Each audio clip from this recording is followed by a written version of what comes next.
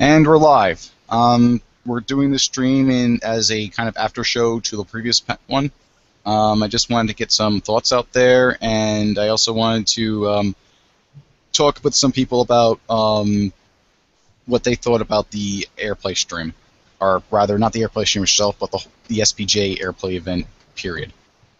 For me personally, I'm going to go last because I'm pretty sure people know my opinion based on some posts I made on Twitter and some of the things I was saying in the chat. Most of it was just mostly shit posting, to be honest, but there was some genuine sentiment in there as well. So I'm going to start with I'm actually going to start with Satan first, and then we'll each go take a turn. Also, if you want in on the stream to talk about the SPJ panel, send me a tweet at jkellytwit. And I can send you a D, and then you can follow me, I can follow you, I can send you a DM. So, Satan, you're up first. I'm way too high to be on point right now. I remember that I was really pissed off about some stuff. Some of it Low-Ping brought up already, because I was talking to him on Twitter. Yeah, Twitter. What was it that I was pissed? He kept saying, it's this fucking collective responsibility thing. Like, the people that he's talking to should be dismissed because some other people harassed some people on Twitter is ridiculous. Like, I mean, I kind of see the point about how it's not worth the time to investigate that for the journalists who are going to look into it. But that doesn't change the truth. And I think that the truth just gets lost in all this bullshit. Everybody's just bullshitting. Yeah.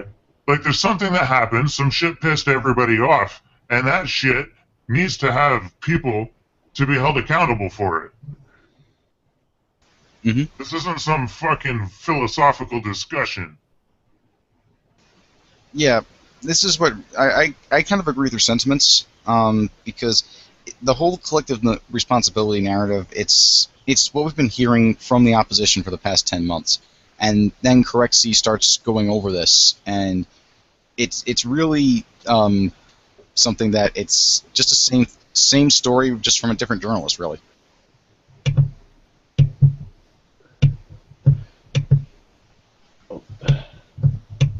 Synth?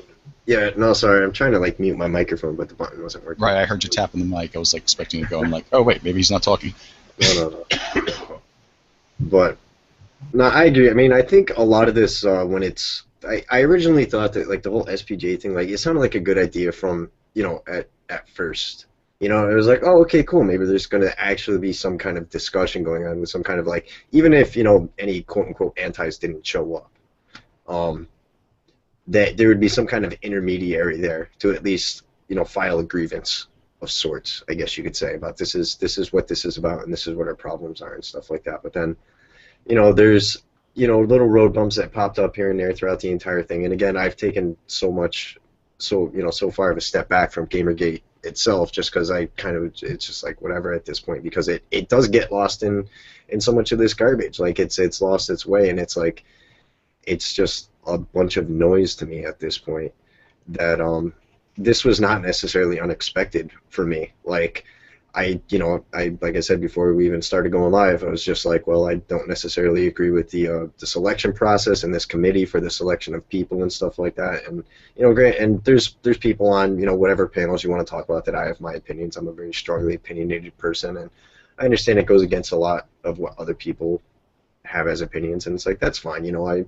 I give my reasons for why I feel the way I feel. I don't expect anybody to agree with me. I'm not trying to convince anybody. It's just this is my opinion. But it was always kind of murky, and it happened so late and everything. And then now this stuff starts coming out, and once again, you see the same exact narrative creep up about harassment and all this stupid shit. You see the garbage on the John Oliver show about harassment. It's even though that wasn't really that bad. It wasn't really about Gamergate or whatever. They just had fucking Anita and Brianna on there, so it's whatever. But and then just I don't know, just all this shit, and it's there was so many people posting, even if you just want to talk about the John Oliver thing, they talk about the Pew statistics, where I'm not sure how valid those things are or where they come from or whatever like that, where they talk about how harassment is reported, what kinds of harassment and stuff like that. And I think anybody who spends any amount of time on the internet, if they're being honest with themselves, they understand that everybody pretty much, it doesn't matter who you are or where you come from, you're going to get some form of harassment. It's probably going to be pretty equal across the board. The only difference you're going to notice is that they're going to go for the easiest thing to get you based on what your demographic is. If you're black, they're going to call you a nigger. If you're white, they're probably going to call you a faggot or whatever like that, or they're going to attack your masculinity.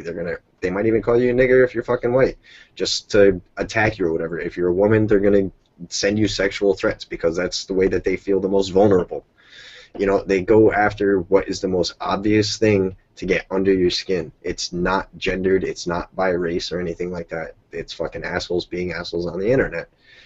And then, you know, the SPJ guy, whatever, he pulls this out. It's like, oh, you know, you guys are harassing and stuff like that. And I don't know if he pulled out instances, if he showed examples of people, and, you know, there's that collective responsibility like you talked about. You know, well, he actually, to interject, he didn't show any evidence or examples of what he was talking about. And I even asked, who did I ask? I sent a message to John Smith, who should be coming in, by the way, so it's not just going to be four people agreeing with each other, because that would make it a very, very boring stream. I like it when they disagree. Yeah. It's better. I also think the journalist himself has a different opinion, so I don't know, he hasn't spoken yet, but I'll give him the floor in a second. When it comes to... I lost my train of thought. I apologize. Oh, wow. Right. They changed... I'm sorry, but they changed the way that YouTube, the chat looks. It looks a lot cleaner now. Yeah, that is pretty cool. Anyway. Yeah. What Korektzy didn't do was he did not cite any examples, any resources, or references to not even articles talking about the subject he was explaining to the audience. All that happened was he was just saying, well, there's all this harassment, and basically you guys got to own up to this. But he was being vague and extremely unspecific. And that, to me, just nailed, like, before the stream... Vague and unspecific? Say that again? Vague and unspecific. Like, both together, at last. Yeah. But regardless of the redundancy, point is... that I was getting at. It's like before the stream, I was thinking that we should tread carefully when it comes to SPJ stuff. Now, after the stream, after hearing Korektzy come on there, talk to people to their face for about 6 hours of nothing but the threat narrative, and nothing but, oh, well, we've got to address this, we got to address that, because if you don't address this stuff, no one's going to take you seriously, and you got to worry about your own PR. Nah, dude. Just relax and try to think about the way the world really is. Just like you've been dealing with a lot of bullshit, and there's a lot of like this internet bullshit, and there's bullshit everywhere. But just think really hard and try to think of the way the world really is for a sec. So this dude has a hobby. His hobby is that he works for this SPJ thing, and he likes that because he's into journalism and he's a journalist. He doesn't actually give a shit about Gamergate, and there's no reason that he should give a shit about Gamergate. But he has an obligation to this SPJ thing to come up with interesting and engaging events for them to talk and think about ethics and journalism. There really isn't much of a reason for him to give a shit about Gamergate over much. I mean... True. Now, he is doing, like, 6-hour streams, like, 5... What is this? That was the 5th one? So... No, that was the... I believe this is the second stream Korektzy himself has been on. Well, I mean, anyway, he is in there for a long time. I mean... He's probably just kind of trolled. Or maybe he likes the attention or something, and that's why he enjoyed doing that big old long stream. Or maybe he was just nerding out about journalistic ethics. Because, I mean, that is kind of his thing. So, I mean, he's not, like, out to get us, you know? No, don't misconstrue what I'm saying. Like, I cannot know what Korektzy's intentions are or not, and I'm not even assuming the worst of him. Like, I don't think what he's doing is right at all, but I'm not saying he's a bad guy or something like that. This shouldn't be taken as a condemnation of Korektzy.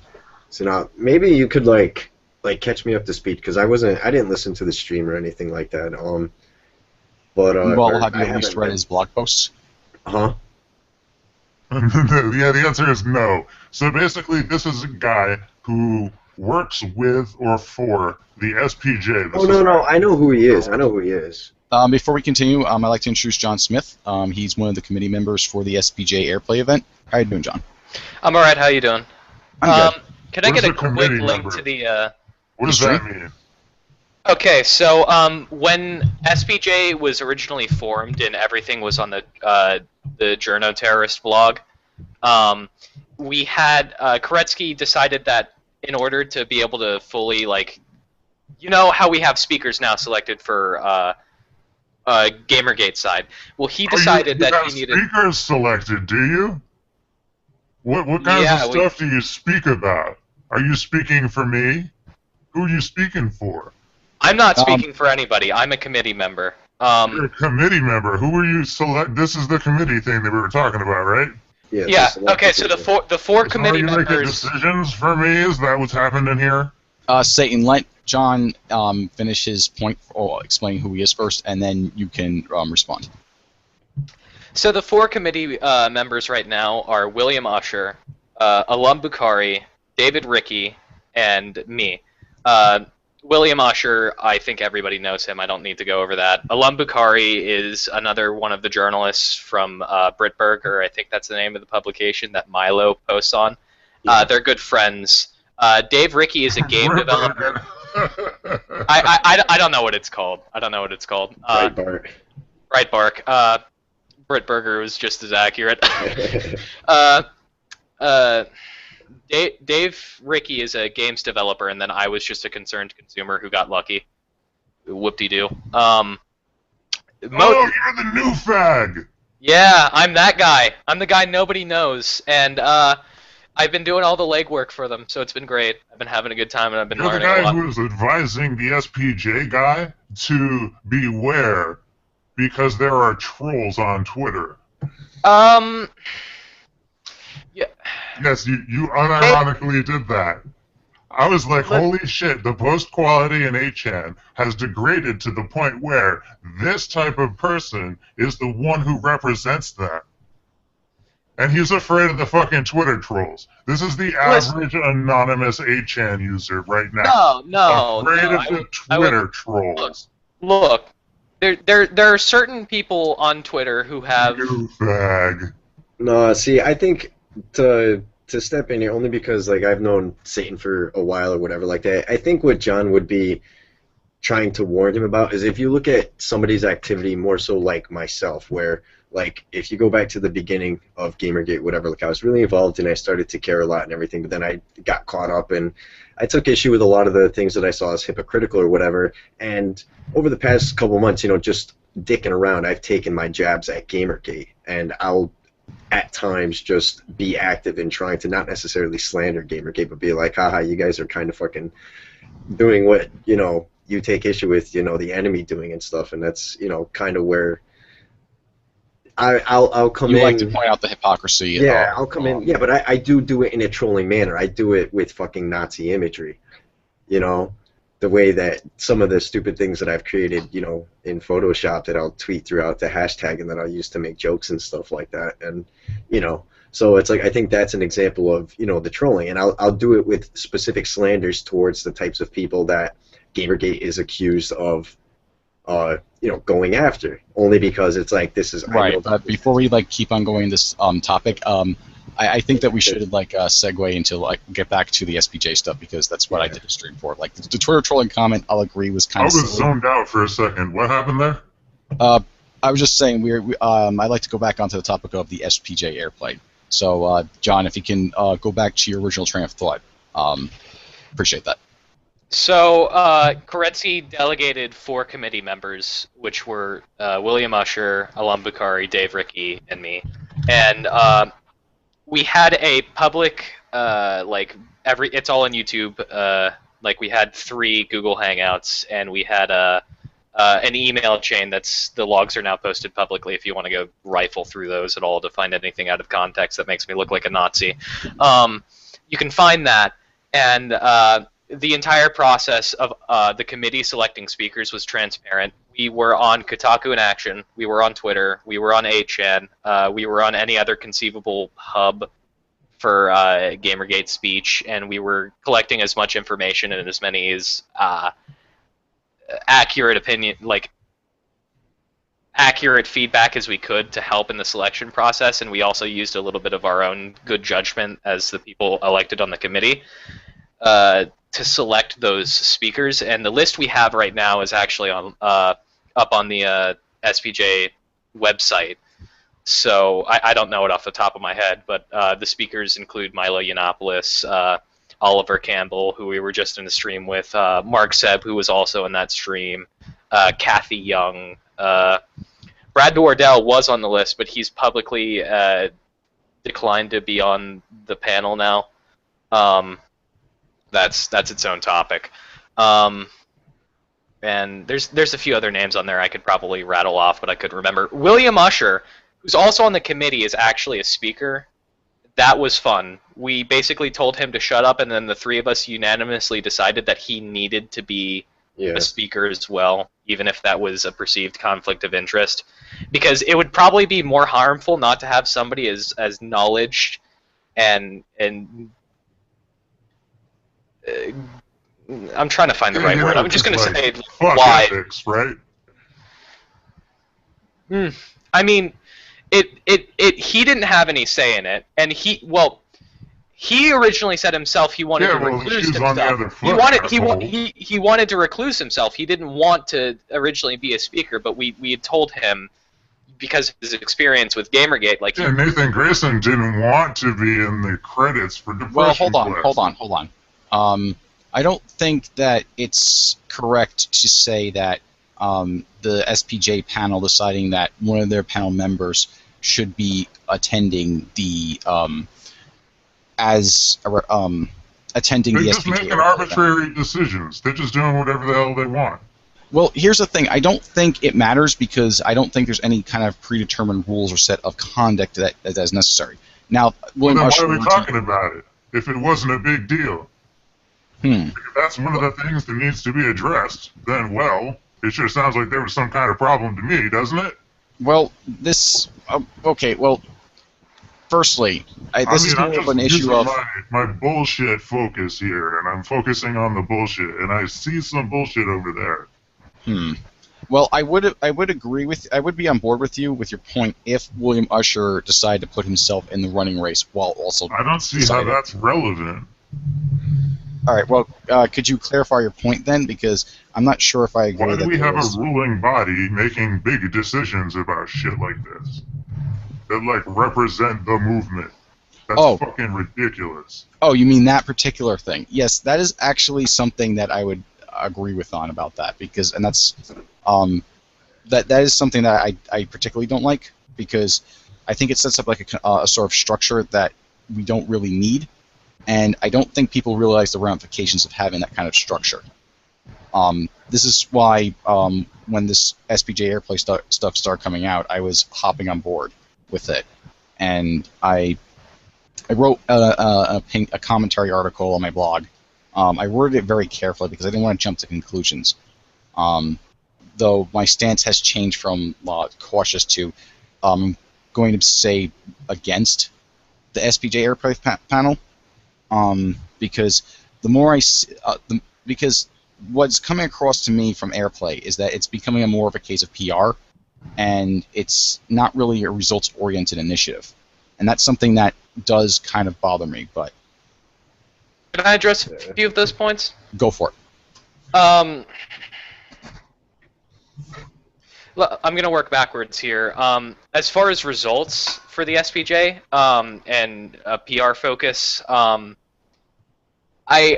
fail to see how being seen in the eyes of journalists in the mainstream media, having the correct message being put forward, not this harassment narrative, but this message about the actual matter that's at hand, the ethical breaches in games journalism, having that message being put forward and having those topics discussed on a major platform. I don't see how that's a loss for us. Could you explain why having a big debate held on the topic of journalistic ethics by a big journalism organization is bad for us? All right. Well, let me put this in context because, like, I could be wrong about some of the things I'm saying, but there is the question is how much we can trust this committee and this panel to actually be a matter of a fair playing field and a matter of a case of where they're not going to exploit the situation for their own game.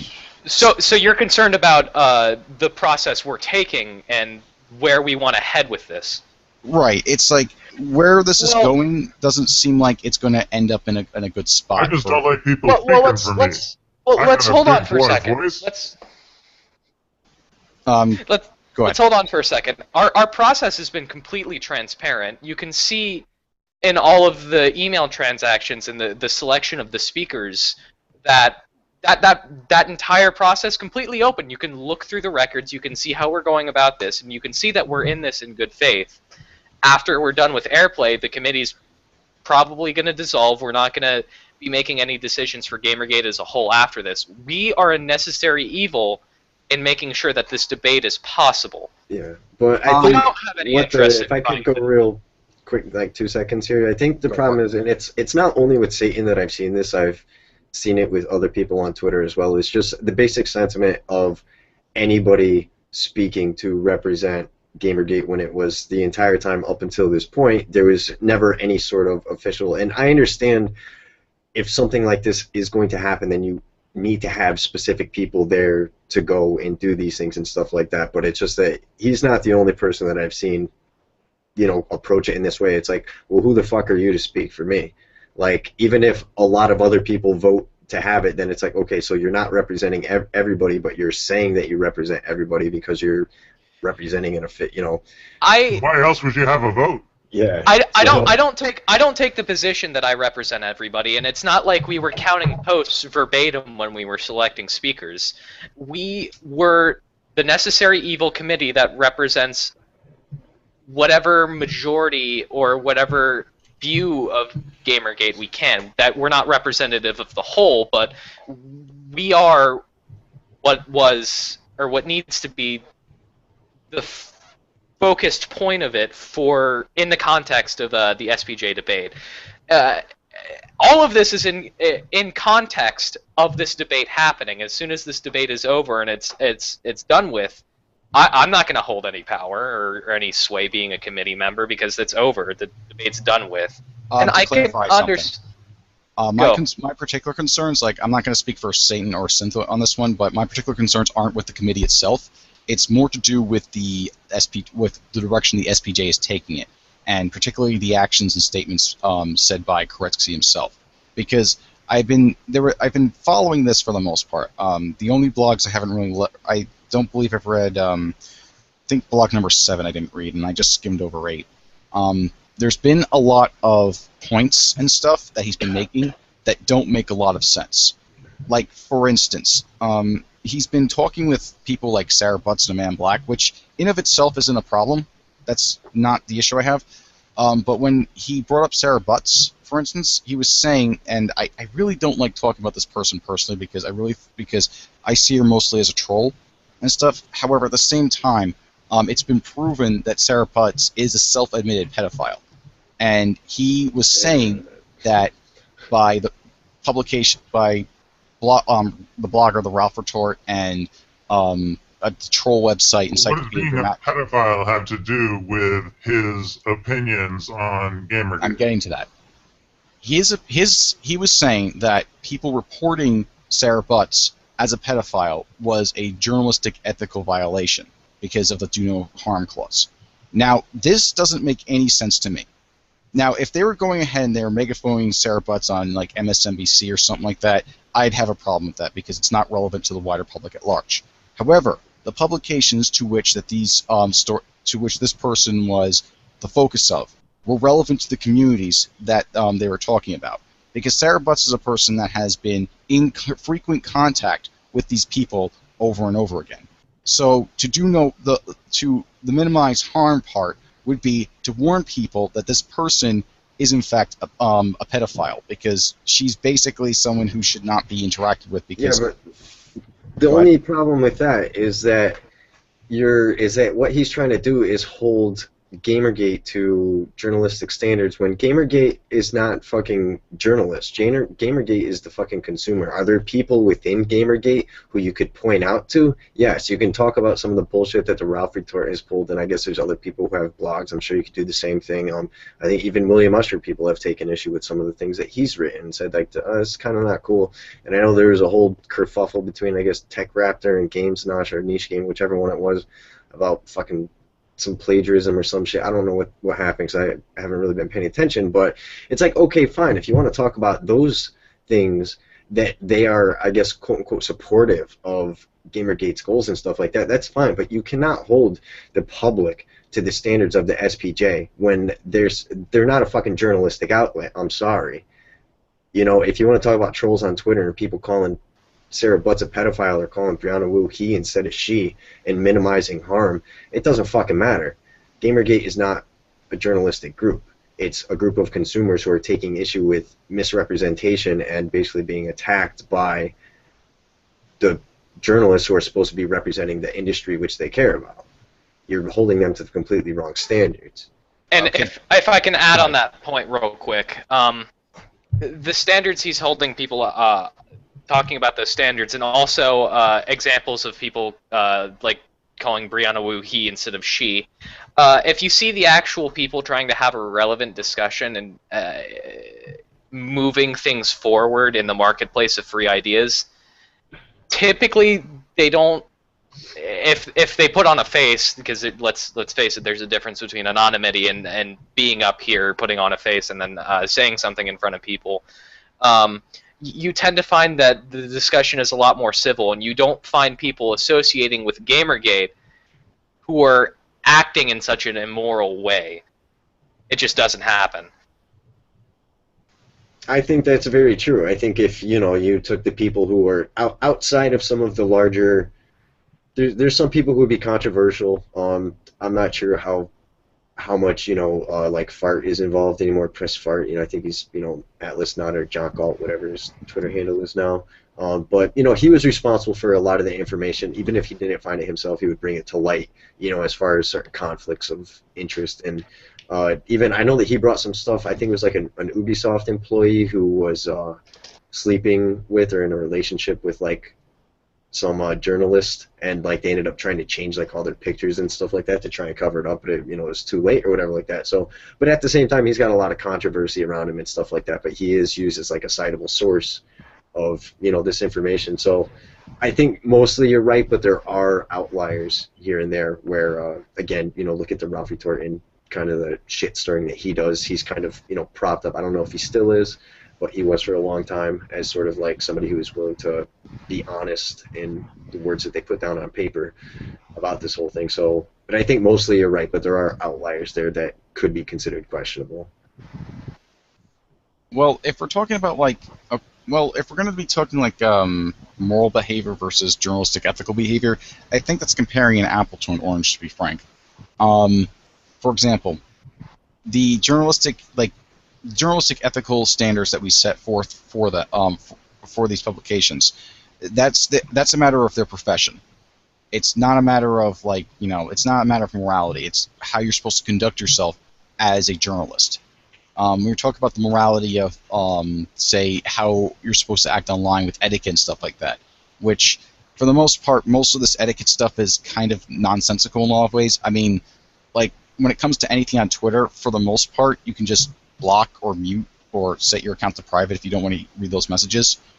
Or you can, there's so many different ways and ins and outs that we can go over, but thing I'm getting at is like it is really two different things. And I get what you're saying, that like you wouldn't want, you wouldn't really want the Ralph retort to go on and argue those points because of reasons they're going to bring up all this other stuff and dirt on him. He's not as well articulated, etc., etc. But I don't think that's relevant as a point in a debate about something.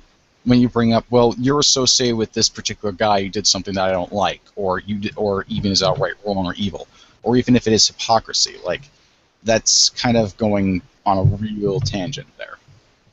So, Yeah. and also to address a couple things really quickly, when I said that it would be wrong for MSNBC to megaphone it, but not Ralph, why did I say that? Well, it's because of the relevance it is to the audience that they're speaking to. With MSNBC, it's a much wider audience. This is like not a national story. This is a more of a internet story that's localized to specific communities. But when it comes to, so that's why it's okay for, that's why it would be fine for journalists who cater to those communities to do so.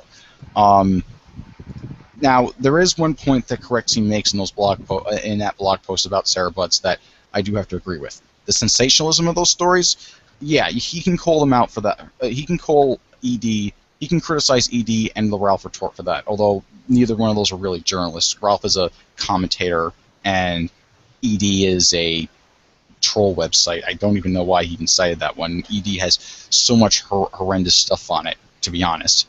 A lot of it's, even if it is accurate, there's a lot of stuff in there that I really, nah. But that's neither here nor there. This is that shit that I was talking about. People Yeah. get into this deep fucking philosophical discussion about this shit.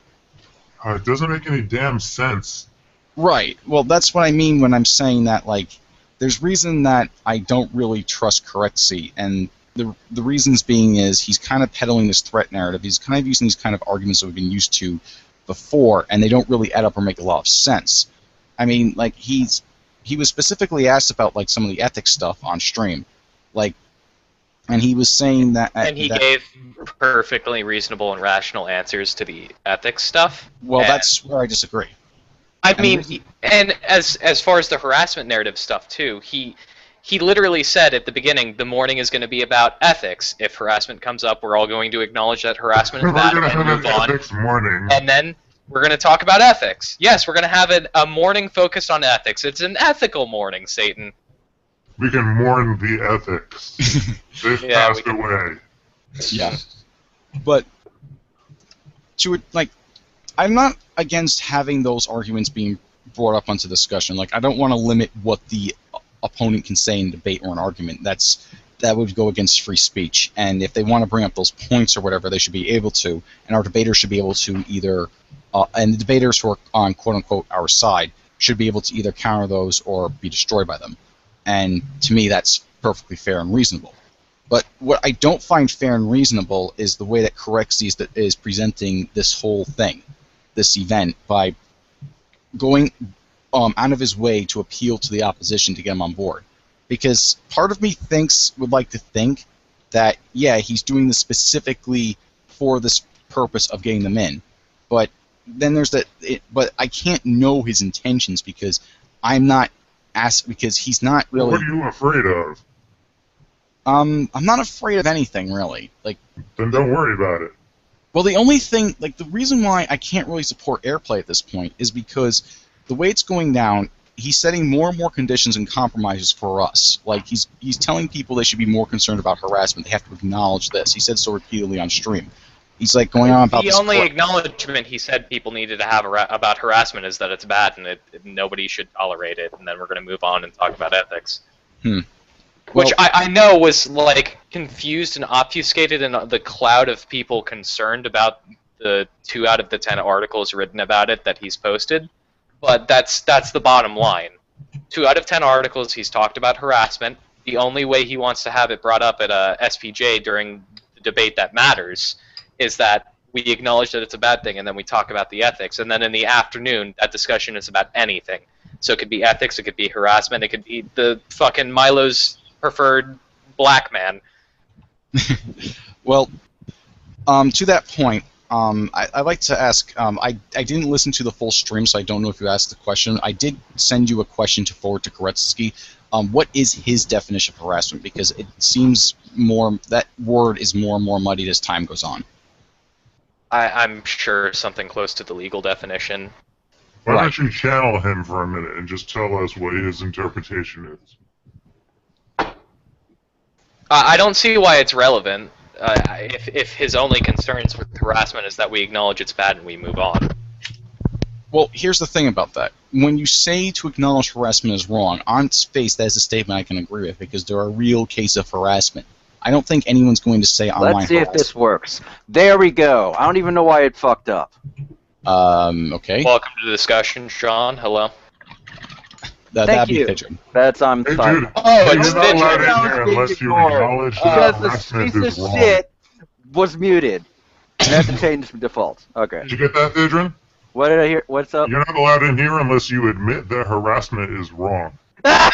Of course it's wrong, but it doesn't excuse any of the other All right, motherfuckers come on harassing. in. All right, we're done with that. Why do we have to argue about this shit forever? There's Can't no we just be argument like, on that. harassment is stupid? See, I It's just, still- It was literally. I It was- support harassment. yeah, so do I. Harassment is great. I mean, they're gonna make if we're gonna talk if they're gonna try and Here's the my reason, thing. the reason why that provision is there. Wait, The wait, reason one at a why that time. provision is Why it's a there. waste of time. It's because if they wanted to talk harassment, they could have talked to me ages ago during Burgers and Fries. So far, 3 journalists have stepped in to Burgers and Fries. One of them for Game Over Gate, which was Archon. One of them was TC Sodic. And he still writes clickbait bullshit anyways, but he did have the balls to step in and talk. He's a gonzo journalist, that's what he wanted. Other one was David Auerbach. He also stepped in, talked, wrote a bit. The rest of these journalists have been writing about shit they have no clue on. Yep, Just saying. they just have no fucking idea. They're thoroughly incompetent. The Before we reason continue, go ahead. why that This is- provision is there, I'm going to get back on the topic of you've got to say harassment is wrong. The reason that won't even come up if harassment is even mentioned at the debate. That doesn't even need to be brought up at the beginning if nobody brings up harassment. The reason why that provision is there is to keep the conversation focused on ethics so that we can have that discussion. Which Now, itself is a in problem. that's okay. How is it a problem See, to but have what a if we provision think that harassment is right? Oh, and there's nothing wrong with the harassment issue. That's not the issue. Yeah, I like the All it harassment. is that people seem to be confusing professional ethical standards and moral standards. That's not why true. people seem to be acting like a damn fool of this. Well, no, I don't think that's really the concern. When The stuff that they call harassment, I call funny. Okay, I think it's great. I gotta I think step it's in nice. for a It's a second. good old I mean, time for hey, everybody. hey, on no, both I sides of the understand. fence. I understand as the Lord of Darkness, you would have that view, but I That's can my say honest to legal God standards. opinion. no, Where's I'm the legal talking. papers? I'm talking about Thydrin. I'm talking 'Cause I about. remember when I was having that other stream with that other guy, and he goes, "Oh man, what did he say?" I don't know. I don't remember. I don't know what stream you're talking That about. There's been a bunch of them. guy. What were we just talking about? Oh, that guy. Don't Yeah, get he me was started on trolled that guy. like fuck. Right. All right, But anyway, let John Smith talk. yes, please. I was about to say that. My point was with the difference between personal ethics and journalistic ethics. This debate is going to be in a room full of journalists at a journalistic event. We're focused on journalistic ethics, so the discussion of people tangential, like in the background to SPJ, worried about that thing, then that's not relevant to the debate itself because the debate is going to be laser focused on journalistic ethics and the standards. Entirety of Gamergate. Just so we're clear, because you know as well as I do that Gamergate itself is not the entirety of ethics in journalism, let alone ethics in game journalism. I mean, if you want to bring in the culture war bullshit and the SJW I'm not talking bullshit, culture war bullshit. I'm talking about censorship. Censorship was a tool that was used by the other side, which is just another Both sides. Sure. Depending on what your definition is of either side, censorship was a tool used in scummy, unethical journalistic practices. Selective practices as well as media outlets. Selective censorship, as well as there's. Don't forget Reddit. Don't forget Twitter, which they've been going on with that. Don't forget. 4chan. My point is, censorship has been a tool in the practice of unethical journalism. If you read I mean. But it's also been social pressures to try and force people to censor themselves as well. Okay, I'm going to interrupt here. you guys have all three of you guys have a habit of like interrupting one another. If you keep doing that, I'm gonna have to start muting people who speak out of turn. John Smith, you first. I just want to say the reason why I'm interrupting you guys and having this thing is, if I'm hearing bullshit coming out of you guys' mouth, sometimes I'm letting it pass, but if it's really, really bugging me, I'm not going to hold any pretenses and try not to interrupt you. And I know somebody like Satan is here just to have a good old-fashioned time. I'm not going to take anything he's saying. I really like a good argument. Yeah, I'll I'm only going to poke holes in things hey. that should be defended, you know what I mean? Exactly, Satan, if you want to buddle a little, we can fucking go, buddy. I think we're going to have a great time with that. But I mean, I don't know to what standard, Thydrin? How do you pronounce your name? Thydrin. I don't know what Is that like the I team? You just got dunked on, Satan. Deal with it, all right? I don't know what standard or legitimacy you try and hold yourself up to. I don't even know who it doesn't matter. And I don't know John Kelly, despite what I hear about you, you at least have some calm rationale or sense about you here speaking with you in person. Mm-hmm. Usually I have been known to sometimes flip out, but that's neither. I mean, I'm kind of like, just as far as like me is concerned, like I've always been kind of like on the forefront of sniffing out or calling out bullshit and just general things that I feel are very hypocritical within Gamergate. I've taken a step back in the past couple months, but I used to be very, very active. But I've always kind of been like the cranky old guy who's just been like, well, this is kind of stupid. Like, this isn't what I signed up for, you know? That's kind of what my stance is in it. Like, I am unabashed about calling out what I perceive to be as bullshit. So.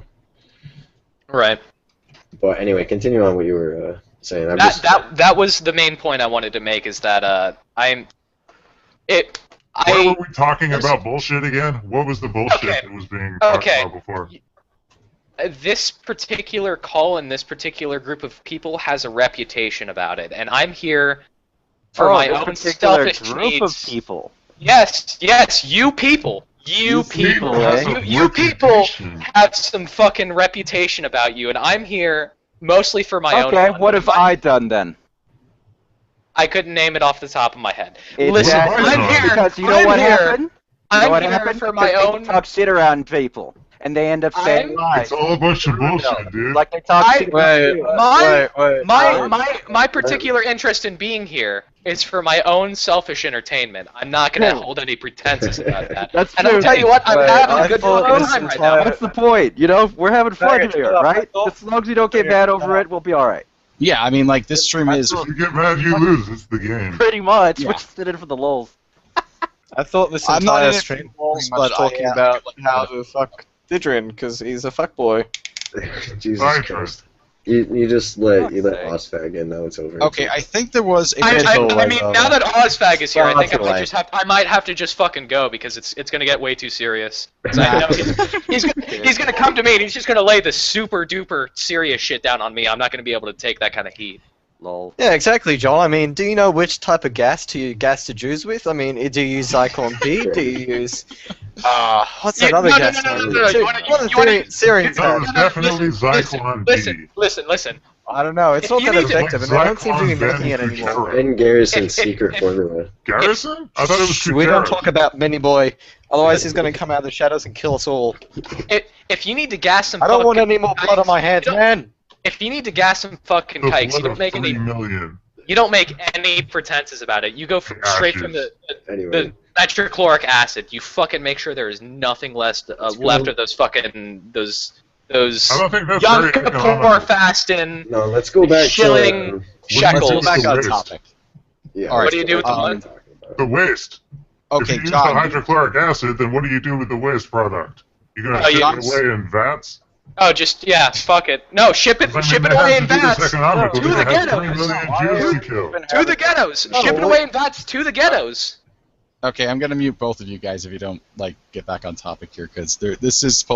I don't mind a bit of levity, but stay on topic. All right. Yeah, please. All right. So, John Smith, you said you wanted to call it bullshit of something that Thidron had said. The bullshit was simply in the general statement that I said I'm only here for entertainment, and I'm not going to take this particular call too seriously. Just as I was talking about how to properly gas Jews, and then said the slander kike, like I would never say that in a legitimate sense, just to cover my own ass. Oy Why the hell vey, would but you anyone already say did that go to begin him. with? At least Oy and vey, I put their- did. And Yeah. put their name to it. That's really I smart. hear they chew foreskin like bubble gum. Of course. Anyway, no, I believe that what you particularly criticized was what Gamergate is about. Like Thidron said, it wasn't just about ethics, and you said that that's Clearly bullshit. isn't.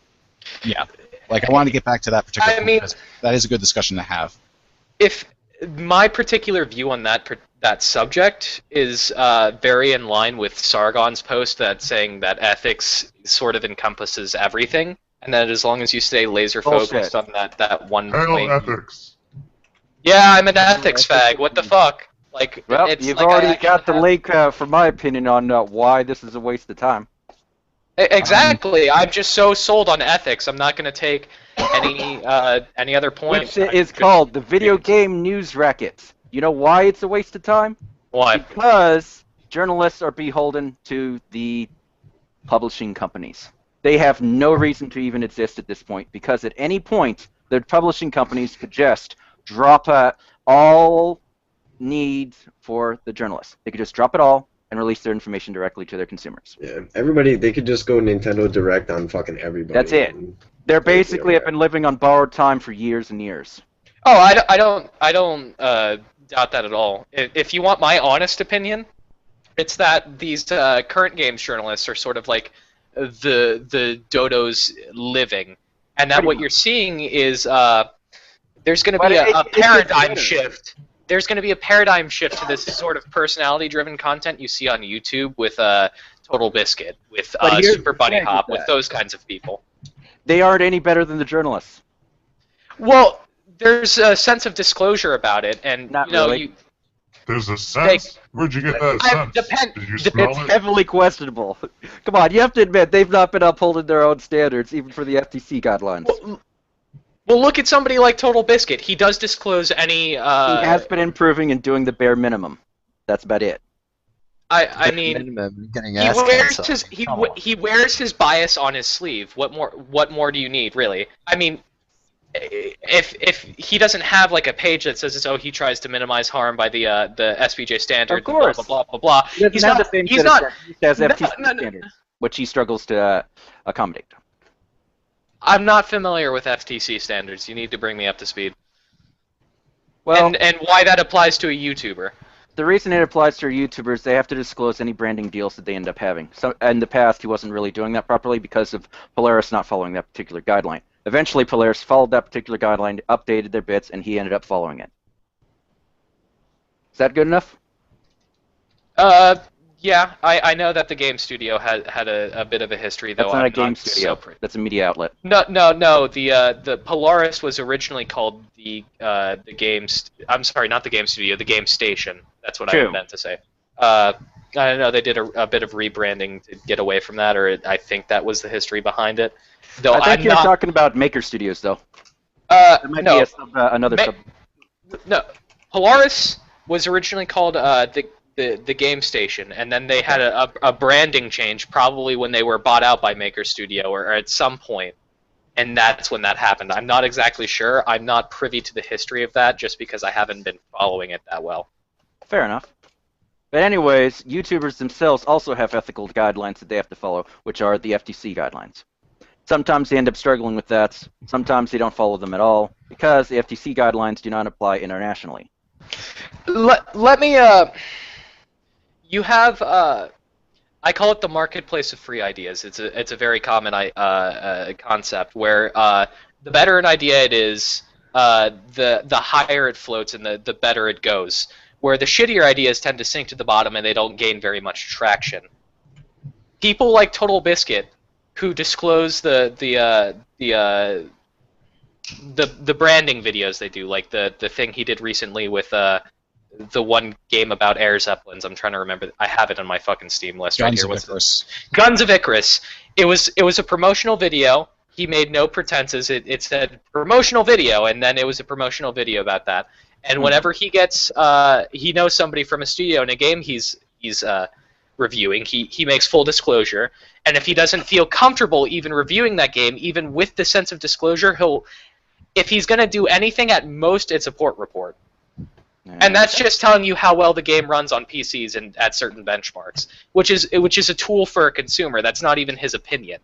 That's just him telling you how it runs, which is completely objective.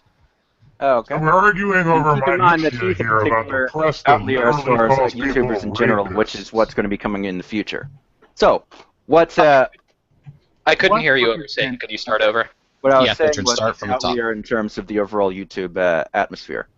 But you are in luck because, as far as I remember, PewDiePie also tends to do decent levels of disclosure as well. Otherwise, it would be really fucked. Yeah, PewDiePie kind of Yeah, has but to it's because he's PewDiePie. going to Who the be fuck under is the this fucking to the magnifying 3-year-olds? glass because of his size. For obvious reasons. Not to mention how it's he ended up getting to that point, but I digress. I mean, yeah, the clickbait and whatever Well, I other games mean, you can send Disney's in. got a big whatever. long coat. No, it He wasn't doesn't because of want it all clickbait. up It in was his because ass. of how YouTube used to work. Because he's able to talk in multiple languages and he moved around a lot. He was able to get audiences in larger amounts of the globe before they ended up region locking it. Yeah. That's why he had a large audience. Not Do to you mention guys being a complete realize that fucking this faggot isn't screaming into a some- microphone. This isn't some little tiny issue, like some small ethical violation that we need to fucking delve deep into, that we have to solve here. The games media was literally having sex Greg. with the people they were writing about. And it's meaningless anyways because the game has been rigged for ages. They've been living on borrowed time. We could fucking talk about all the Doritos fucking Gate, yeah, minutia Doritos for Gate, days. and You know and- that article I just linked to you a little bit earlier? That's from 2008. They've been living on borrowed time since then. since before that even. Since they've always before been- that. Well, it's been ever since the internet became a thing. Whenever they didn't have to send it to the journalist or the review and spread it to their audiences. That's why ethics in games journalism doesn't make very much sense to me, simply because ethics in games journalism is dying Hey, outright. listen. As long as we have these people around, it's better to have them not literally fuck people over, like the example we have with the Fine Young Capitalists, or the example we have with Brad Wardell, or any of the other Those numbers of weren't- examples of. Those were indicative of a plague. Those were isolated incidents executed by specific individuals. Well, it's Individuals a that were plague, actually but the in bigger plague is 4chan the taunting us publishers. live while it was happening. Yeah. Yeah, didn't like Zoe Quinn and like that other guy that he was cucking at the time were like going on 4chan, going in a coffee shop, going, Yeah. "Oh my god, guys, we've hacked into it," and then That was Yeah, during That's Birds and not Flies times, indicative and of yes, some they were. broader problem. There isn't some huge problem with women trying to inject themselves into these fucking things. These Nah, are it's just a small specific, clique of morons. crazy people. There's other issues, yes, but it's a specific grouping of people trying to force their own particular agendas. So, Right. This is actually something that Gamergate has been now let me rephrase it. It's something that we've been touching on for a while now. Like, are you? did I remind you about gamification? No, that's not what I was going to get at. I was going to get at something else. Holy That was shit, brought up. You can talk thing was- about that something else, but that's one of the points I was pointing out. Right. Like, I'm not up to speed with the gamification thing, so I personally am not going to use an example. But what I will use an example is IGF. That is the Indie Game Festival, I believe it is. I did a stream on it when the Alistair Pinsoff articles hit. The Indie Games Festival was something that involved a lot of collusion and voting and basically a rigged competitions for the indie clique. That was a big issue, and it wasn't considered a side issue at all at the early days. Nowadays, it probably would be, but back in through March, I'd say, it was considered a core scandal to the Gamergate controversies. There's also the IGDA as another example of something that's been under our radar because what they've been doing is basically been doing a lot of shady stuff to push particular agendas and views onto the rest of the gaming sphere. For example, one thing that has been a major concern is the IGDA and overseas translations. Like, what they'll argue for is developers self-censor their games. Yeah, I mean, those are all fine and dandy things and stuff like that, but like what we're talking about, what John's here is talking about the SPJ thing. Like the SPJ isn't going to give a fuck about any of that. Of course not. I mean, in the greater here's mine. Are any of you able to figure out wait, why before you continue? Gamers Are Dead actually breaches journalistic ethics? It was a blatant conflict of interest because they all colluded to have that certain selected narrative. It was on the Games Journal Pro list, I thought, that they all agreed to release those articles at the same time. And it was literally just they all copy and pasted it. Nope, that's not the reason either. Enlighten me. Perpetuating stereotypes. Specifically the gamer stereotype, which they were building up on in the first place. Could you define perpetuating stereotypes and just explain yourself a little more? Specifically, they were attempting to assign a negative stereotype to a quote-unquote gamer identity in order to demonize that particular grouping. Okay, so did all of the journalists just, like, have... The common thread between all those Gamers Are Dead articles is they ended up building up a particular stereotype of gamer, and then they killed it in favor of all the ones that weren't that particular stereotype. But this all happened at exactly the same time, very conveniently? The first salvo happened within 3 days, about 14 articles, but so far it's been 30 plus and counting. Yeah, well, I think what he's talking about when he talks about the perpetuating stereotypes is that would violate the SPJ code of ethics or whatever like that, because I think exactly. And what about minimizing harm? Yeah. That would go under Aaron with the jilted boyfriend narrative, which was utter horseshit, by the way, because he dumped her. I don't know that case either. That's no biggie. As I said, I know burgers and fries. A lot of people in Gamergate don't seem to know burgers and fries, and they keep speaking for me. I remember watching Internet Aristocrats original videos. I just, it's been... He got a lot wrong, too.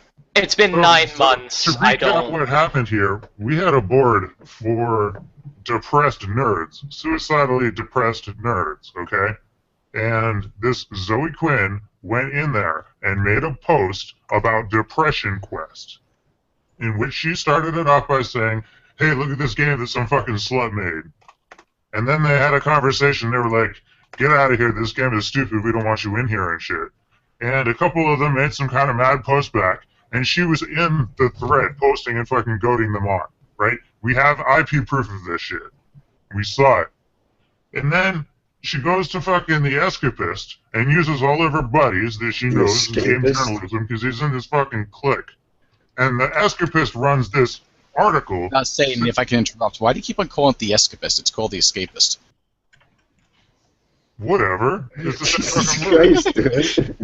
Okay, continue. The Episcopalian. So, they have this article saying that these fucking nerds called Zoe Quinn and were harassing women, and that they said that she was a bitch and she could kill herself. And these are a bunch of people who can't even pick up the phone to call the pizza guy to have a pizza delivered, some of them. These are the most meek people. We're talking literally suicidally depressed nerds. She uses these people to push a game that's supposedly to raise awareness about depression. Okay? Zoe Quinn's a piece of shit. Yeah, what's your point? And that's what caused the very first fucking Gamergate article, where it's like the fucking 4chan people, the fucking Wizard-chan people attacking women. This is where the women being attacked narrative came from. Disagree. It's earlier than that. Keep in mind, they're trying to conflate the issues with Anita with Gamergate, whenever that's clearly not the case. But I mean, these aren't little things. These aren't fucking small breaches of ethics. These are huge, sweeping lies. Well, I don't think... Well, where did that article come from? I don't remember reading anything about That would be the Wizard Escapist Chan. piece in December, along with the Jim Sterling video near the end of the year involving Wizard Chan. They were doing a generalized piece on online harassment, and had mentioned Wizard Chan by name. Are you talking about 2013? Yes. Okay, so yeah, this goes because I know that started. It goes like, further last back year. than That was that, like but November, December last year when that whole Wizard Chain thing. that was started. December. Right. I believe this was mentioned actually in the original Intro Aristocrat videos as well. Briefly though. But anyways, it was on this Jim Sterling as well as the Escapist.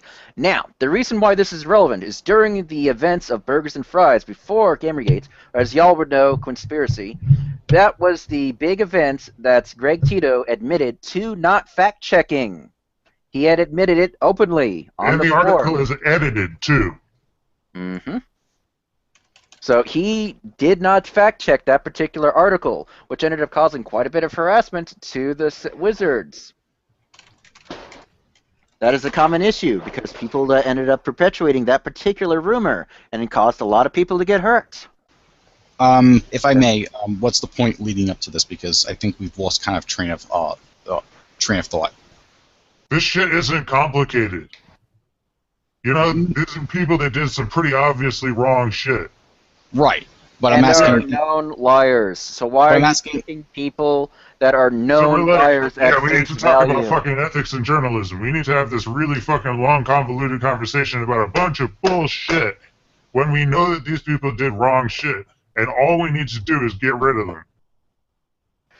In summation, one of the options is build your own damn media outlets with blackjack and hookers and move on. Which has been suggested, by the way. Niche gamer. That's what we're already doing. Whatever. Exactly right. The one with William Usher, I think. One Angry Gamer. Yeah. One Angry Gamer. These things exist. People go to them. I can't personally say I. You know what you really need to do? What do I need to do? Who cares about gaming journalism whenever you can just go to the developers direct and just ask them for the information direct? And tell them that you're getting tired of gaming journalists and other PR hogs and just want actual information. What do you do about the lazy middleman, the guy who just kind of wakes up in the morning, works his boring as shit 9-to-5 job, comes home, checks whatever article feeds he's got or whatever he does, and then plays video games until he falls asleep or whatever the fuck his sad life is like? Well, I am kind of that guy. I'm just subscribed to the fucking Elite Dangerous forum, and I go in there in the morning and I look it up, and I check to see where the new threads are in the board, and then I fucking do my 9-to-5.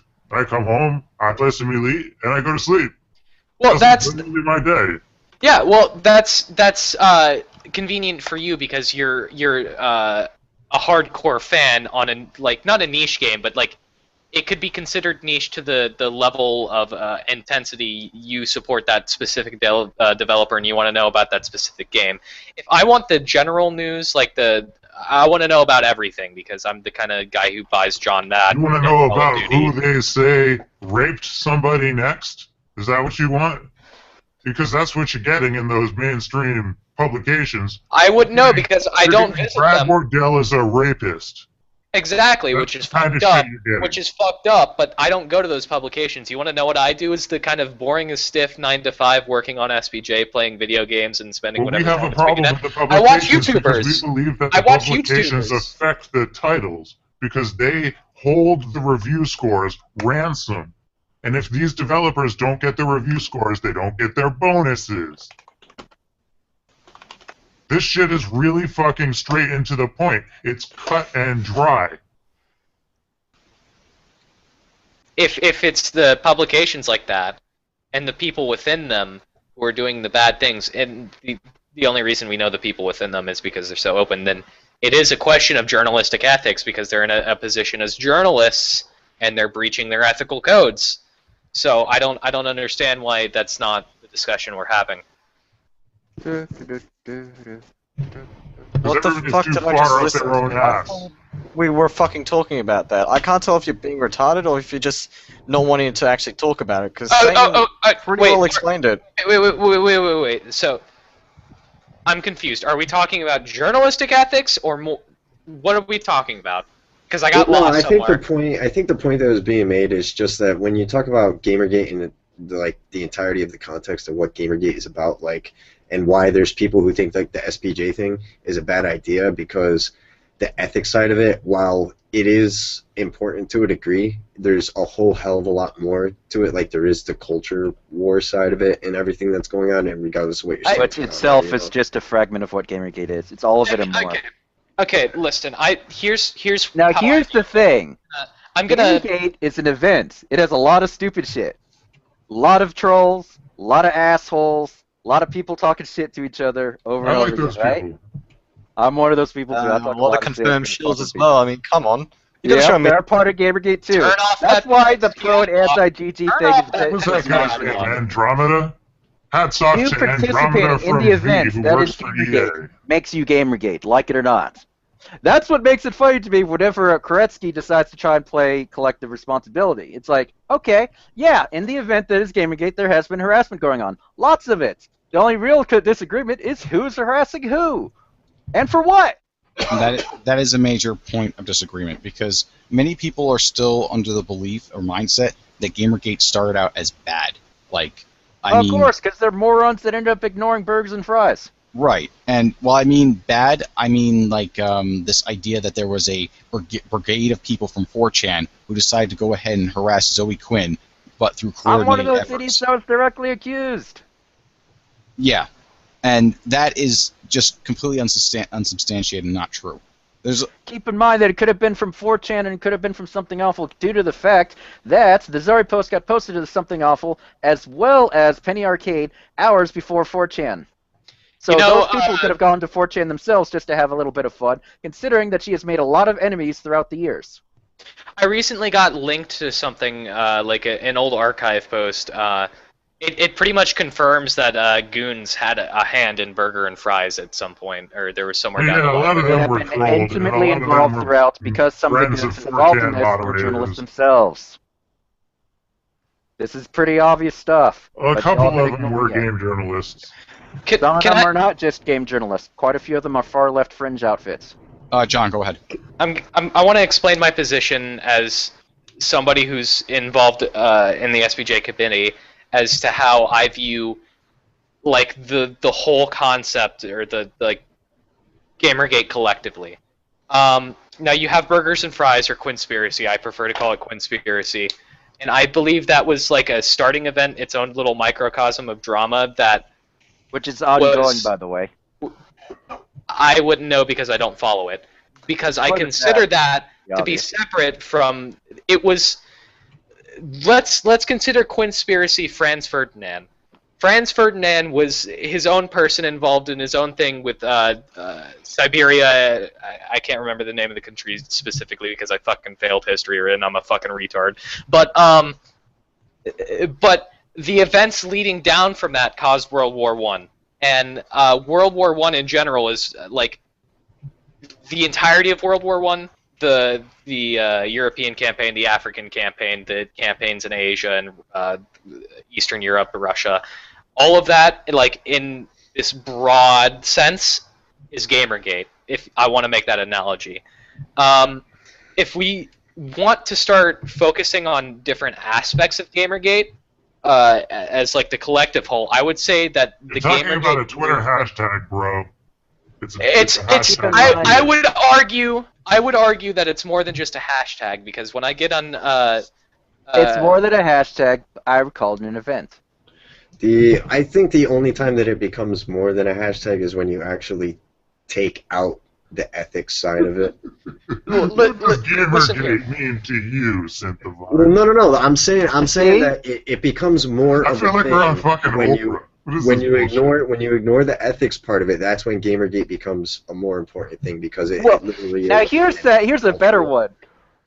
This would not have ever been a thing if they did not engage in mass censorship. She is not Franz Ferdinand.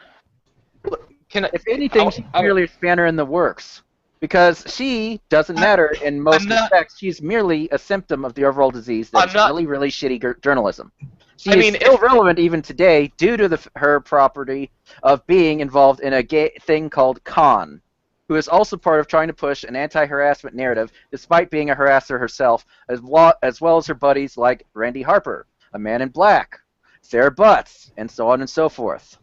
I wouldn't even call Zoe Franz Ferdinand. I'm just saying that Quinspiracy as a whole was that cabal of things happening is a smaller event that spawned World War I. In fact, I would call Zoe the shooter. I can't remember his name. Yeah, it would be more like she's the shooter. It's more like that would probably be the better analogy. But I'm saying Quinspiracy was that microcosm event that was is set up in a powder keg. The powder keg being Doritos Gate, Kane and Lynch, all of these other unethical bullshits that have been happening in game journalism far before that.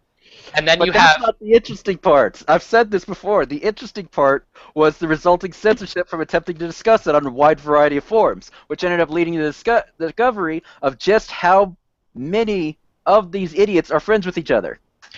I'm agreeing with you there, but what I'm trying to do is define what all of Gamergate is. So they're just a bunch of people who really like the thing media is, it's whatever you mean it to be, because of how stupid people are that want to bring their own baggage to it. But there are a few things that people commonly believe in. Listen, because there's definitely a separate Gamergate that's laser focused on the ethics. Separate Gamergate. Those are the people that have been trying to co-opt Gamergate for their pet project, rather than recognizing that Gamergate is not just about them, but about everyone. Let me define something here.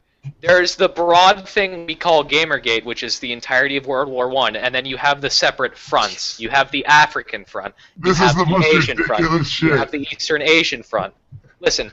And this is what makes it amazing. We'll just say the African front wants to demand all their resources from the Asian front and the what do you call it? The Asian Chinese front wants everything from the Western European front or whatever. Listen. Front trying to demand resources from all the other fronts simply because theirs is more important. Let me address that point. You have what's called the marketplace of free ideas, and the marketplace is I just explained this earlier in the stream. I'm not going to go into detail of it again.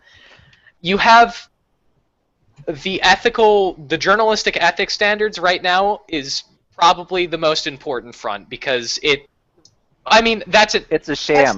That's opinionated. That's opinionated. The reason I'm not even going to say that. I'm not even going to say that. Journalism itself is a joke due to them being beholden by corporations that end up covering them. Yeah, I'll contend that point. Like if you want to get into like the real Cyberpunk 2020 is real. Megacorps rule the world. Everybody fucking sucks. They don't rule the world. Capitalism. It's just that they're down to like 5 companies that are controlling about 90% of established media currently.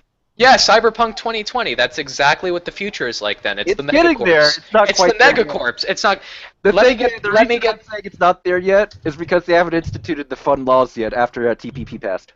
Let me put this in better context. Then, I understand the idea of shadowy conspiracies are retarded because that implies a shadowy organization that's basically controlling everything. Yeah, but they're not even being fucking shadowy. They're doing this shit in public, dude. Yeah. And nobody gives a shit. That's the best part. They would rather argue about fucking minutia about some bullshit fucking journalistic ethics that nobody gives a shit about. Is friends helping friends. That's it. And any of the people that ended up bitching about tinfoil and conspiracy theories, those are old school thought terminating cliches from the 70s. And also, I'd like to point out that Thidron isn't saying that all media is controlled by a single entity or corporation. He said they're controlled by corporations, plural, as in there are many of them that control different media outlets. Murdoch is behind everything. But they're currently down to 5 conglomerates from back in the 80s, which was around 30 plus. That's why there's less diversity of ideas nowadays than there was before. Correct.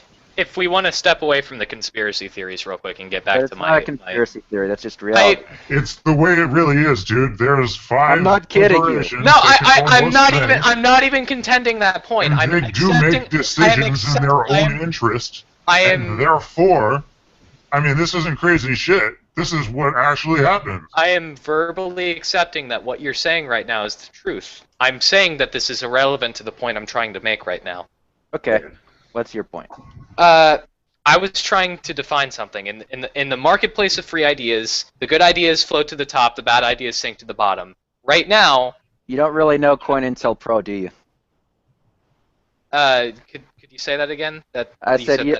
I'm not sure you understand what COINTELPRO is, do you? Run it by me. That? I don't understand what that is either. It's what ends up disrupting the good ideas from flowing to the top and bad ideas from dropping to the bottom. Okay, you're going to have to be a bit more specific than that, Thedrin, because you're confusing me as well. Specifically, if you're wondering why certain ideas do not get off the ground and other ones end up getting steam even though they're bad, it's because people are ending up encouraging others in order to push specific ideas. It's not really hard to do. It's all about psychological manipulation. I would argue that that's exactly what's happening with this group, and that's what you people do. But aside from that, I'm going to continue speaking. That is true, by the way, but everyone does it, not just you people. You do too. Of course I do. I'm not going to lie. Everybody does it. Like it's from the eye of the beholder who's right and who's wrong. Well, but, actually, that's not an opinion. That's just a natural facet of what people do. It's just that some people end up doing it in an organized way. An example of which is COINTELPRO. Okay, actually, John, I'll let you speak in a second, but I actually have to disagree with Thedrin here. Now, Thedrin, when you said that everyone's like, that doesn't really make a lot of sense what you said about, like, COINTELPRO being like everyone does their own little psyops to pull things along. Everybody has their own particular agenda. It's just that some end up organizing in order to push that particular agenda. Right, but you phrased it as a psyop, which doesn't make a lot of sense. Like, I know people do that all the time. Well, I know people do engage in their little psyop projects, and they're not very good at it because they're not really. No, some of us are actually quite good at it. Oh, I said. Most people are completely incompetent to psyops because they don't understand how people work. Right. Anyway, regardless, I think it's more accurate to say that everyone has their own poll and agenda. That would be more accurate to say than to phrase it as a psyop. Now, the way in which you end up pushing your agenda, one of the major ways is a psyop. Sometimes, yeah, I can see that happening, but it's not like everyone who has an agenda is using psyops.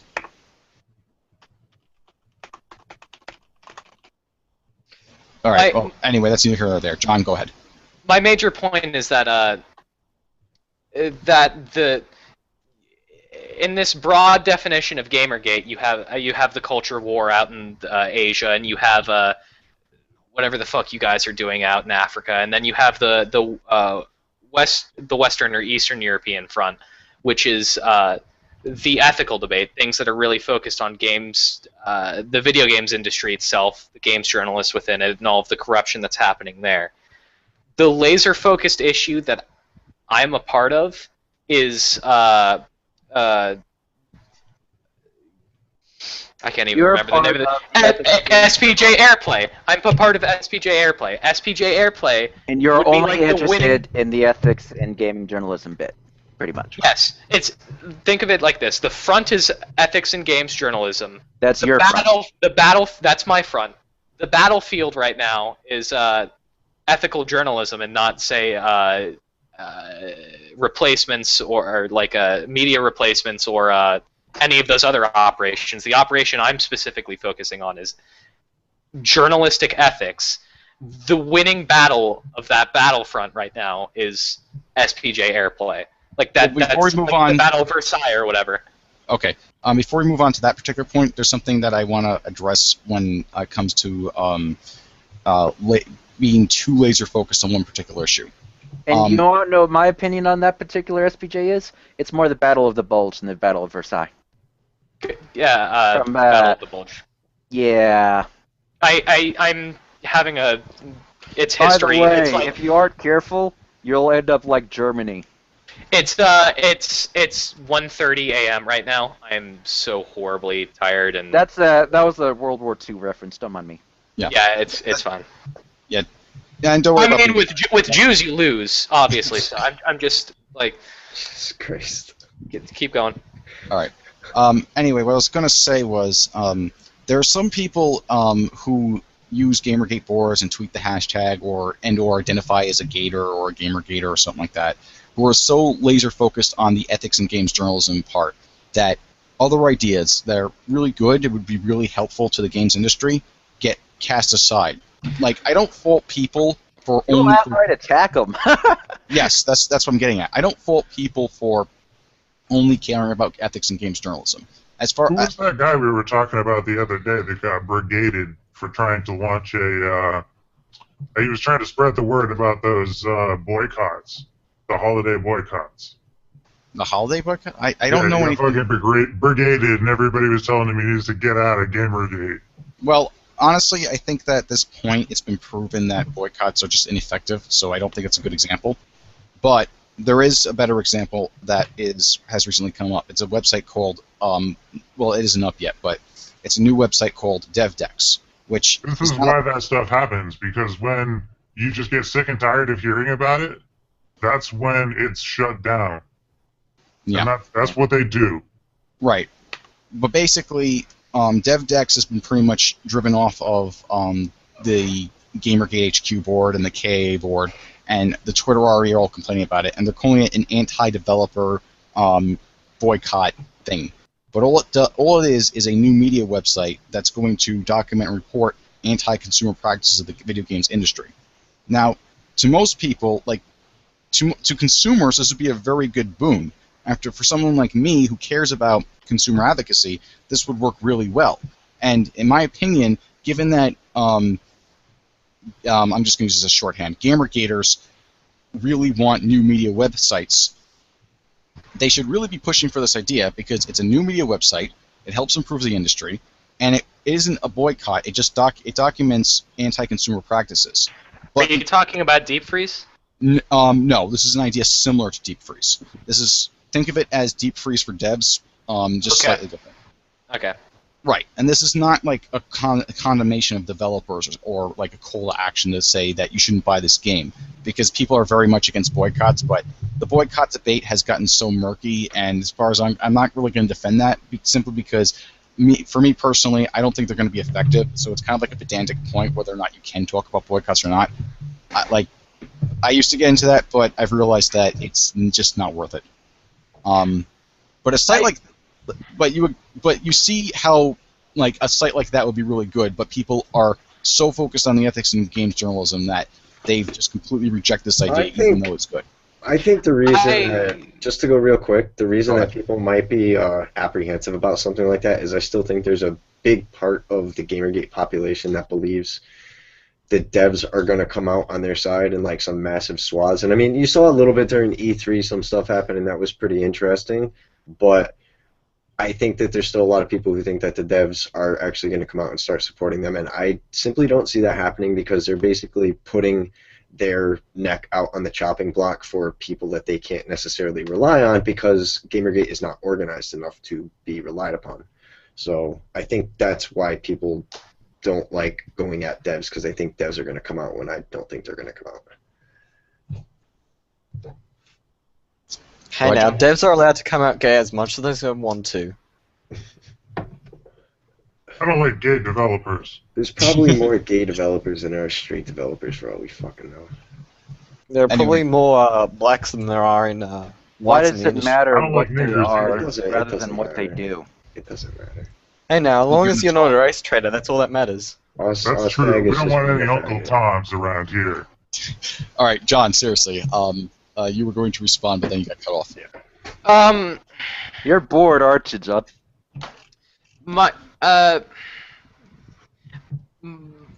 Okay. First of all, boycotts. I think there's nothing wrong on a personal level. Like, I refuse to buy EA games because I think they're a You're not going to do that fucking personal boycott shit, are you? Do you know what a boycott is, dude? I mean... Boycott is not only not buying something, but also having an information campaign where you try to inform other people why you decided not to buy the product. There's no such thing as a personal boycott. Those words don't mix. So before you go into that argument, because I heard that that's where you're going, why don't you go somewhere else? I've heard it one time too many. Okay, let me rephrase myself then. I don't want to associate my boycotting of particular games companies with the associated, my associated identity as a Gamergator, because my stance as a Gamergator has nothing to do with... Good job, asshole. You did the thing that we tried to get you not to do for 6 months. And what's the thing? We tried to get you not to make this shit your fucking identity. By the way, okay, identity politics. Identity politics. Fucking. In October, we called this shit in October. Okay, you just made me walk into identity politics. Congratulations, I fucked up. Now you get to wear the fucked up crown. Fucked up. I done fucked up. I walked into identity politics. I'm not a particular fan of identity politics. I fucking hate it, but there's a certain point where I need to play. They keep calling you that at GGer and Gamergator and all that shit. That's the point of it. They're trying to get you to internalize that particular identity, even though you're not a Gamergator. It's a false narrative. They want you to accept that brand so they can get it off with their money bags. That's what it is. That's why I keep pushing that particular bit. I think there's a certain point where you need to. Certain labels are useful for describing. Yeah, you're a gamer. Yeah, I'm a gamer, but why do you need to be a Gamergator? You're still a gamer. God. It gets complicated. Yeah, I know. Yeah, I'm. I think as shorthand, it's fine. Like I don't think it is really. I think it should be avoided. Any personal definition of any label I give right now isn't sufficient because that's not what the majority definition is. Because the majority definition is the fucking the hashtag revolt, and if it's not that, then it's the harassment narrative. Why would you make your it's whatever preconceived notion. Why would you make your opinions? That's why the Gamergator thing is fucking stupid as fuck. Why would you make your opinion on some arcane topic central to your identity? Gamergate. The more you identify as Gamergate rather than push the brand towards those jackasses that built the brand, the worse it gets. Why do you have to make your political opinion central to your identity? Why would you need to define yourself by your political opinion? It's not. It's just a label that's useful for describing my views. That's like saying. It's like that's saying not what that it you're was, not. though, because you said that it was an identity, and that identity can be attacked. Well, let me put it like this. I think the main problem with saying that of using the term Gamergate to describe one's views is that there are so many conflicting views that you can't possibly say that everyone involved with this thing is aligned. Like, even if we're going to say that it's everyone involved with the consumer revolt, everyone who's revolting against these websites, right? Even if we agree upon that. What? They're pretty revolting. Yeah, they tell me about it. I disagree with a lot of people on a lot of their fucking points, even when it comes to the most arbitrary bullshit about these fucking sites. Like, yeah, let me just give like one example. Escapist. Not everyone agrees that the Escapist is a good website. I'm of the opinion that the Escapist. I still think that I still am not trustworthy of them because they've done a lot of stuff in the past, and I think we're too easy to forgive them. They're not all bad, but in my opinion, I can't recommend the Escapist to people. Did anybody go to the Escapist for anything other than Yahtzee's reviews, possibly Bob Chipman's movies reviews, and Jim Sterling when he was still on there? Because I don't remember using the Escapist for literally anything else. I think I started using I could pretty much walk down the street doing parody bits along the controversy, like the facts about Gamergate as a clickbait article where they ended up giving literal Gamergate facts. That was good.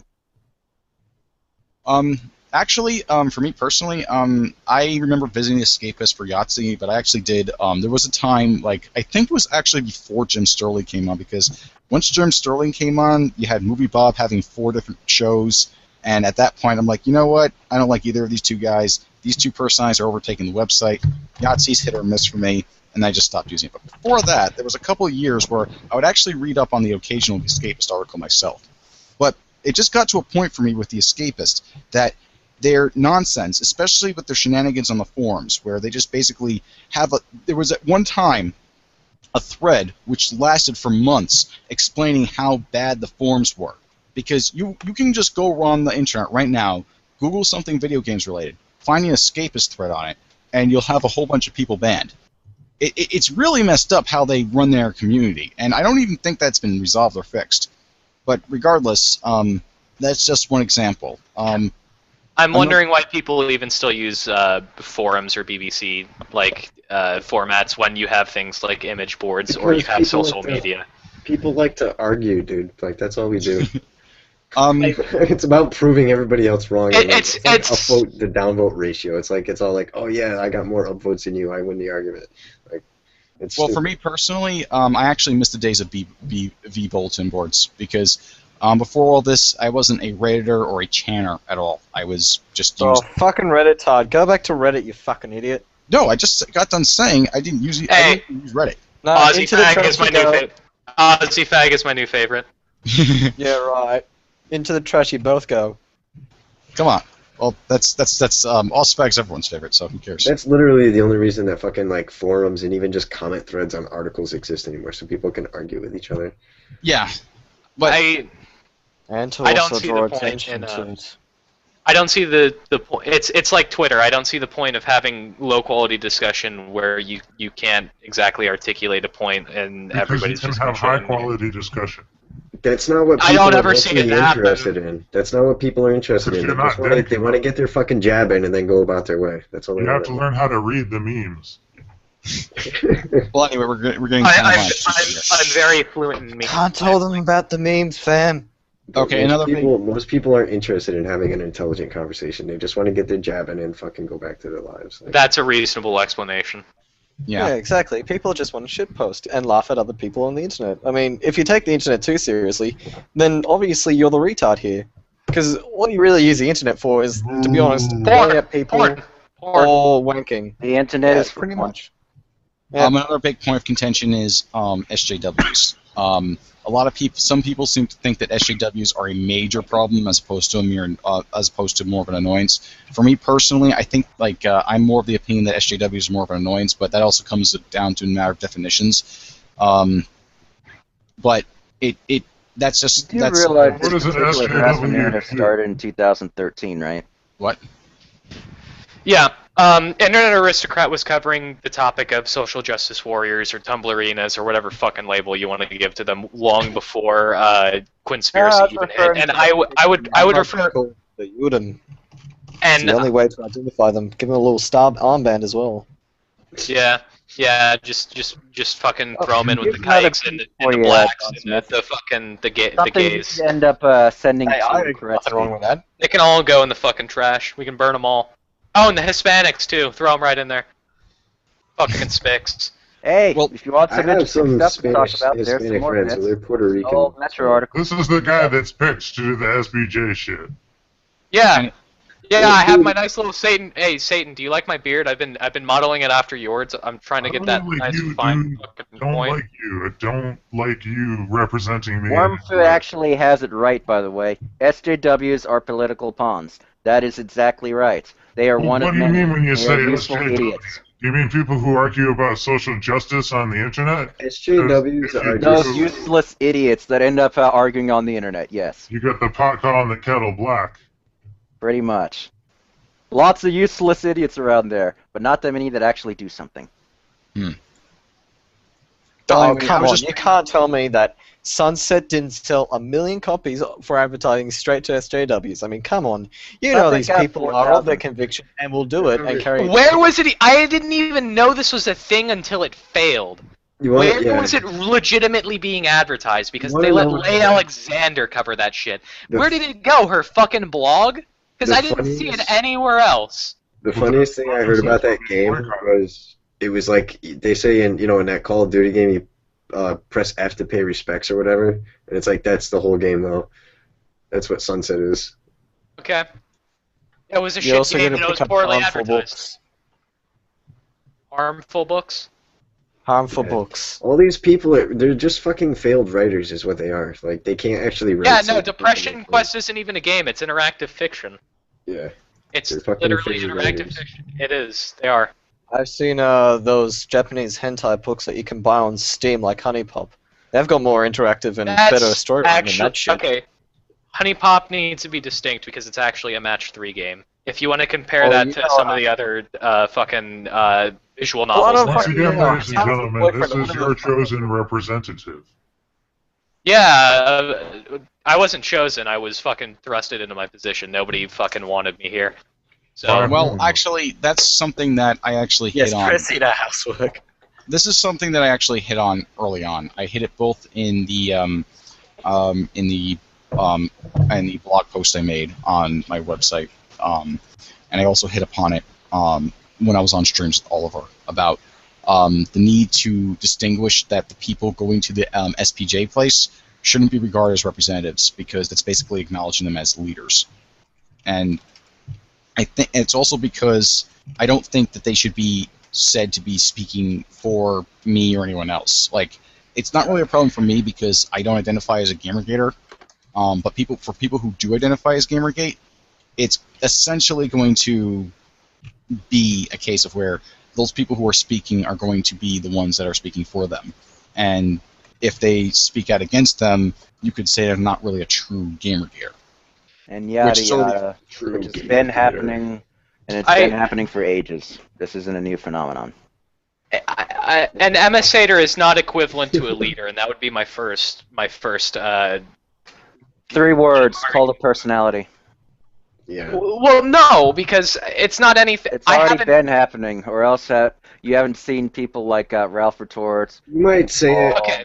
You might say it doesn't apply to you, and I would be willing to accept that as a truth, because you've even said before in the past that this is not something that I want to drag beyond my interaction.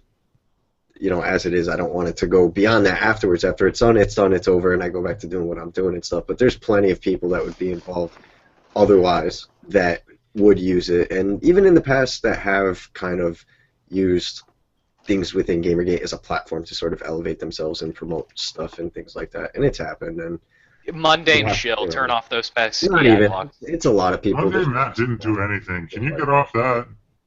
I mean, actually. Yeah, Mundane Matt and his adblock is like completely. So let's assume for a moment that Mundane Matt actually did want to sell some fucking t-shirts, right? How much money would he have made? And if he did make that money, and he spent it on a fucking microphone, which he didn't have one of at the time, I mean, how's that fucking unethical? Like, really?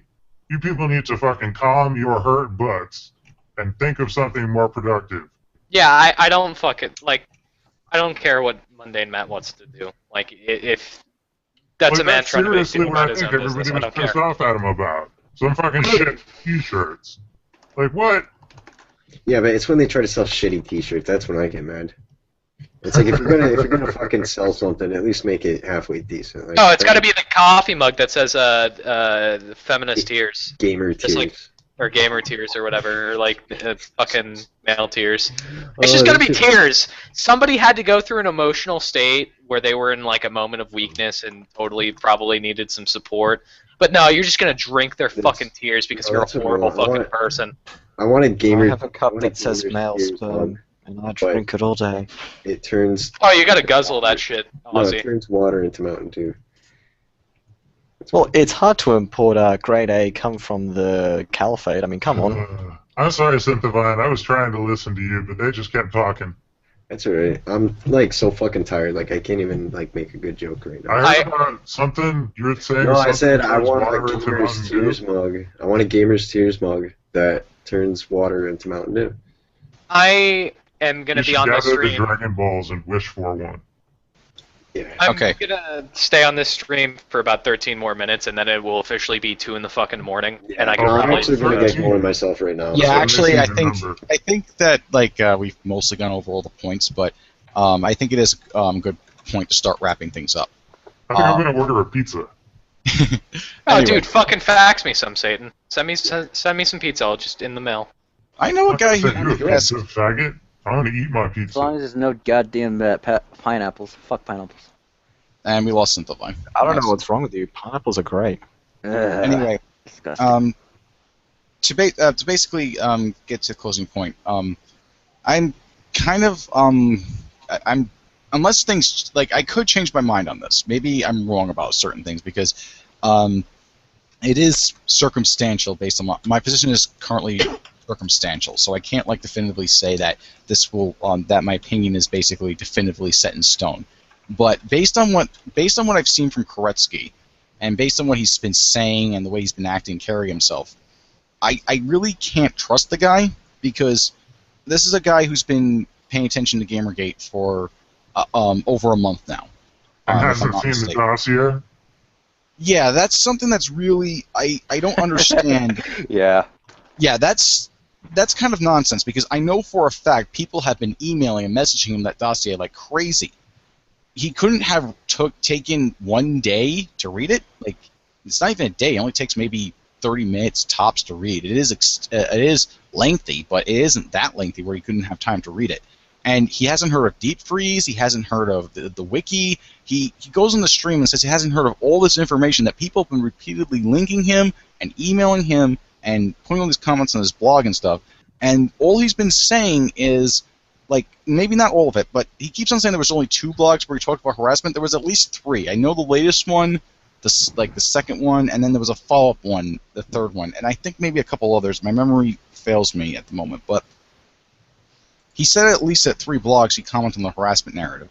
And when he was on stream, it took so long for him to talk about the actual ethical issues. And which was funny. Yeah, this is really making me go, okay, no, this is not a good idea at all. And there's also some of the guidelines I don't agree with from the SPJ. And the SPJ isn't the only ethical set of guidelines. And the guidelines I specifically don't agree with are the advice on diversity. I think that's complete and utter nonsense because I don't believe that different perspectives are that deferring when it comes to issues based on things like race and sexuality and other stuff like that. It seems to be just pushing identity politics, but with those set of guidelines.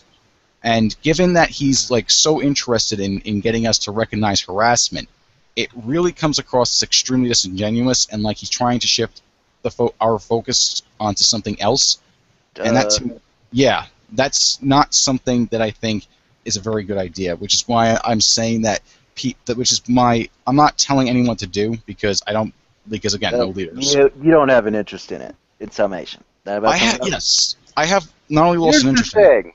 Here's the thing. For any of you people that think that there's actually going to be anything productive going on in SPJ as a whole, now it will end up settling a few issues in ethics and gaming journalism.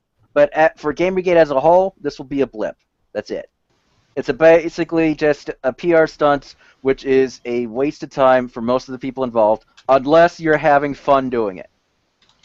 That's about it. That's my opinion on it. It is a trap. So fucking what? You want to have some fun going over to Florida, talking a bunch of shit, hopefully to some idiotic people that actually decide to join in? Sure. Especially if you know what you're doing. It's all the better. But I don't like being around Spurs. Change the world. Fucking forget it. Right, and like I'm not gonna like go out of my way to stop people from going to the SPJ or anything like that, but it is something I'm going to advise people to avoid. That's my position on it, and they can disagree with me. And maybe I'll change my mind if there's enough evidence to suggest that I'm wrong in this particular position. But it's after that stream, it's like no, I'm kind of done with it. That's my position. I'm gonna give the floor to John unless like Allspack wants to say something. When have I ever had anything intelligent to say? I'm always here to either shitpost or talk about stupid dumb shit. That is true.